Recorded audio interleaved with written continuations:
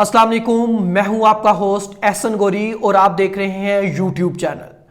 नाज़रीन, इस वक्त पाकिस्तानी सियासत का सबसे बड़ा और अहम सवाल इमरान खान को जेल से कब रिहाई मिलेगी, और इसका बाकायदा तौर पर आज जवाब जो है वो जस्टिस उमर अता बंदयाल, जो चीफ जस्टिस सुप्रीम कोर्ट हैं, उन्होंने आज जो है वो इसका जवाब दिया है। और बाकायदा तौर पर उन्होंने इमरान खान की तोशाखाना रेफरेंस केस में जो गिरफ्तारी है वो मामला एक दफ़ा फिर जो है वो उन्होंने इस्लामाबाद हाई कोर्ट को भिजवा दिया। और इस्लामाबाद हाई कोर्ट को बाकायदा तौर पर उन्होंने कहा है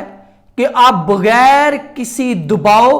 और बगैर प्रेशर के जो है आईनी तकाज़ों को जो है वो पूरा करें और इस मामले को जो है, इस मामले के तमाम आईनी नुक्ता नजर को जो है वो देखें। चीफ जस्टिस के जो है इस मामले में रिमार्क्स सामने आए कि बादिल नजर में जो हुमायूं दिलावर ने तोशाखाना रेफरेंस केस का जो फैसला दिया है उसमें जो है वो आईनी और कानूनी नुक्ता नजर को जो है वो नहीं देखा गया। अब हम देखते हैं कल अगर जो है वो इमरान खान को जो है वो बेल मिल जाती है, तोशाखाना रेफरेंस केस में इमरान खान की रिहाई का जो है वो ऐलान कर दिया जाता है, तो क्या उसके बाद जो है वो इमरान खान की रिहाई जो है वो मुमकिन बनाया जाएगा? तो नाज़रीन, इस वक्त जो इमरान खान साहब हैं वो ना सिर्फ जो है वो तोशाखाना रेफरेंस केस में गिरफ्तार हैं, बल्कि इमरान खान को सीक्रेट एक्ट यानी साइफर की वो कॉपी गुम करने पे भी जो है वो गिरफ्तार कर लिया गया है। तो अब अगर इमरान खान की कल रिहाई का ऐलान होता है तो क्या इमरान खान को जो है वो जेल से रिहाई मिल सकेगी? तो इसका फैसला आना जो है वो कबल वक्त है। यह मामला फिर जो है वापस चीफ जस्टिस उमर अता बंदयाल के पास जाएगा और वो फिर इस पे जो है वो अपनी जो है वो राय देंगे और अपना ऑर्डर देंगे। और जिस तरह उन्होंने इससे पहले जब इमरान खान को गिरफ्तार किया गया था तो इससे पहले उन्होंने ऑर्डर किया था और तमाम जो है मुत्तहिद अदालतों को जो है वो उन्होंने बाकायदा तौर पर ऑर्डर जारी किया गया था कि इमरान खान को बाकी तमाम जो है वो केसेस में जो है वो गिरफ्तार ना किया जाए। और अब भी देखते हैं कि जब ये मामला जो है वो फिर सुप्रीम कोर्ट की तरफ जाएगा तो इस तरह की जो है वो जो है ऑर्डर सामने आ सकता है जो चीफ जस्टिस की तरफ जो है वो दिया जाएगा। नाज़रीन, उसके बाद हम देखते हैं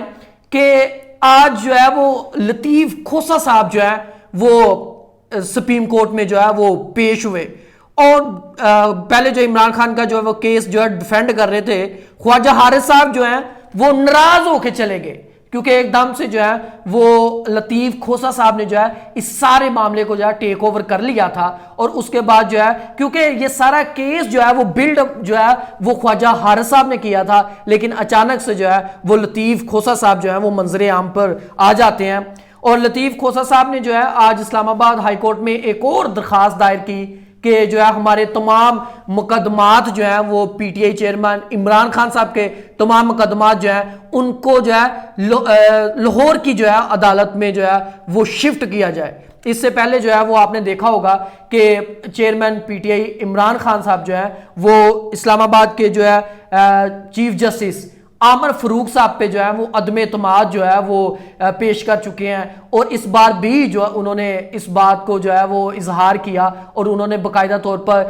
अदालत से इस्तिता की कि हमें जो है वो हमारे मुकदमात जो हैं वो लाहौर शिफ्ट किए जाए। अब देखते हैं कि जो किस तरह जो है वो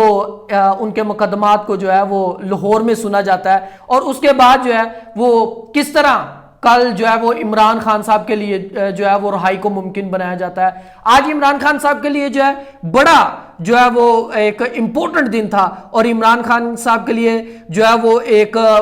बड़ा एक कानून